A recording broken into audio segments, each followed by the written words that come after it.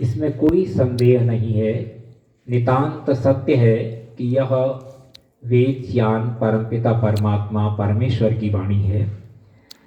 मनुष्य जीवन के कल्याण के लिए जो कुछ उसे जानना चाहिए वह सब ज्ञान वेद में निहित है।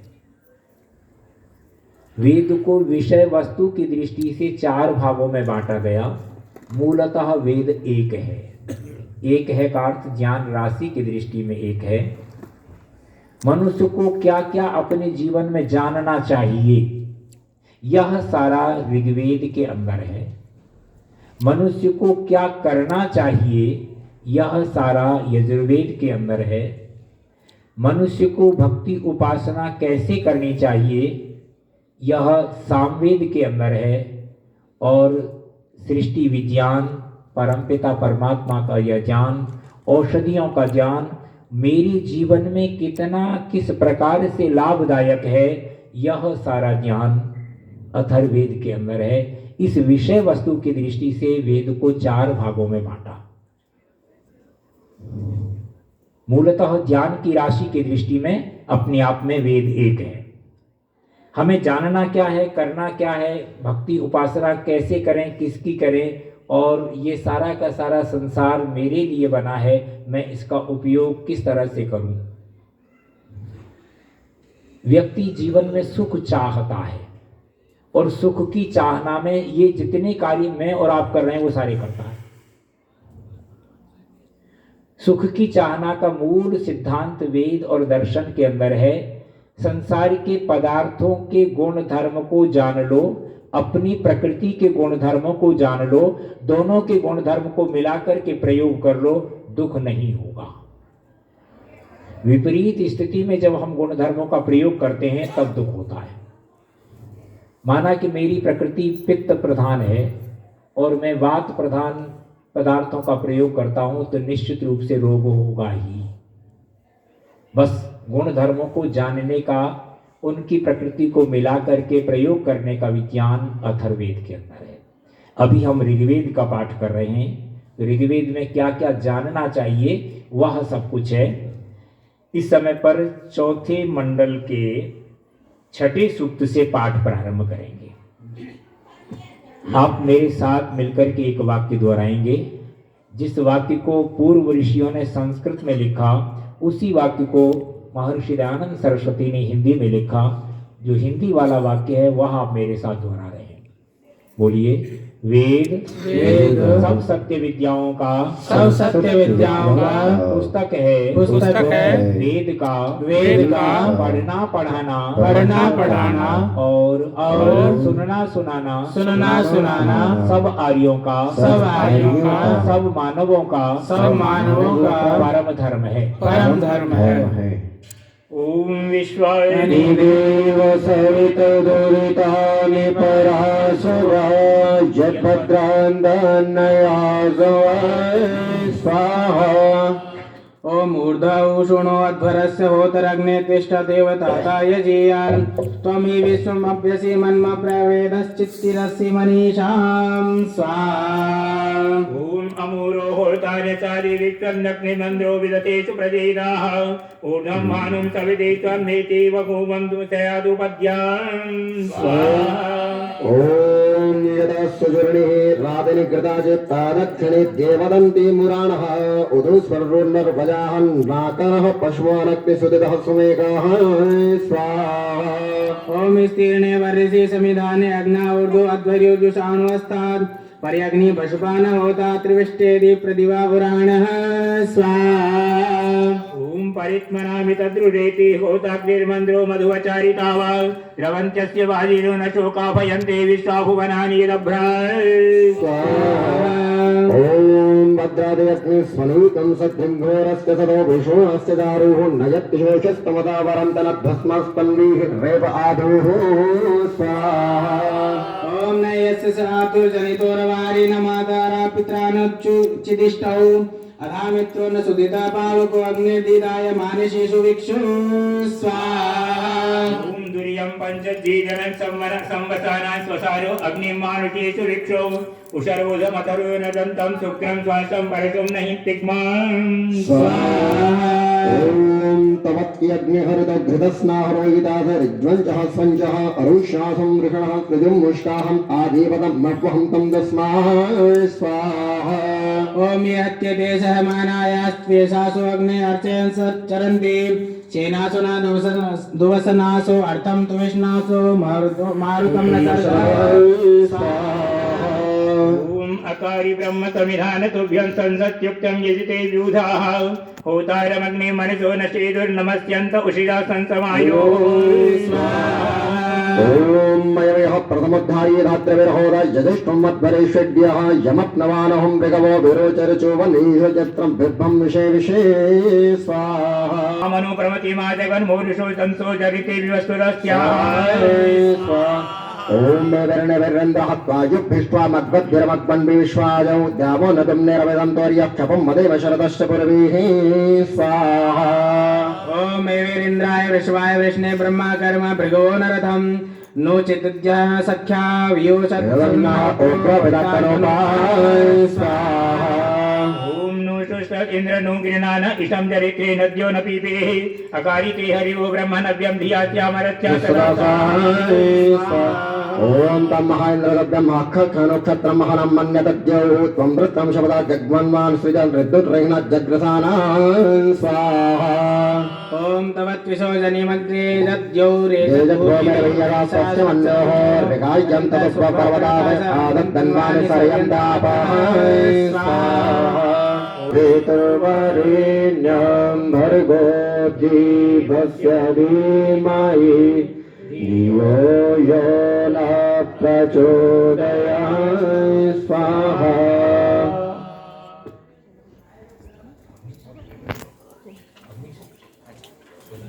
ओम अस्माकं विष्णुयाजतो युष्मा इन्द्रानपच्युतः कव्युरस्युरीयते स्वाहा ओम अस्माकमत्तमं कृतिं सर्वो देवेषु सूर्य वर्षिष्ठं द्यामवोपरि स्वाहा ओम आदुना इन्द्रवत्रः अस्माकमर्धमागहि महान् महि विरुतिभिः स्वाहा प्रेमेष्टिधाति तु दिराचिद्रजित्रजिर्ना ओम तब्रेभिश्चिच्छं येषयां संहंसिं प्रादन्तमोचता सखीभिर्यत्ये सजा स्वाहा ओम ऐमिन्द्रेत्वे सजा वयं त्वाविनो नुमः अस्माहि ओम सन इंद्र निश्चित्राभिरत्रवो अनवद्याविरोधवे अनादृश्यविरागहि स्वाहा ओम भूयामुष्योत्पावतां सखायेन्द्रगोमतं यजौवाजाय कृष्वये स्वाहा ओम त्वमेकैष स इन्द्रवाजस्य गोमतः स नो यन्ति महिमिषं स्वाहा ओम न त्वावारवन्ते अन्यथा यतिदति तोमघं स्तोत्रिभ्य इन्द्रगिरिवणः स्वाहा ओम विद्वा गोदमा किरन् नोखतप्रदावनेः इन्द्रवाजाय कृष्वये स्वाहा ओम प्रदेवो चाम वीर्याय मन्दसानारुजा पुरोदासीरभीत्या स्वाहा ओम ताते गणन्ते वेदतो यानि च काटपंचा सुतेश्चन्द्रगिरिवणः स्वाहा ओम विप्रदं गोदमा इन्द्रं त्विः सोत्ममवाहत ईशुद्धावीरवद्यशाः स्वाहा ओम यच्चिद्वि सरस्वतीमसीन्द्राधारणस्त्वं तं त्वा वयं हवामहे स्वाहा ओम अर्वाचीनो वसो भवास्मे सुमत्सुत्वन्द्वन्दाक्षतः